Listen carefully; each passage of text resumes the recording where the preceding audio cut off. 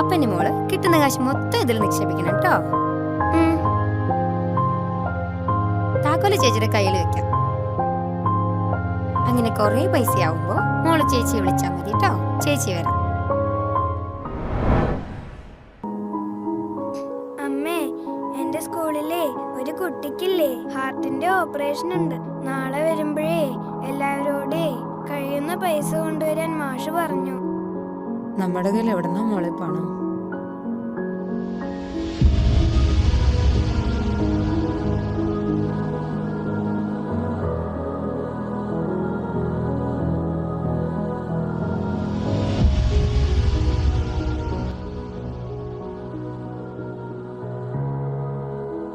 ഈ പാസ്ബുക്കുമായിട്ട് ബാങ്കിലോട്ട് വന്നാൽ മതി കേട്ടോ.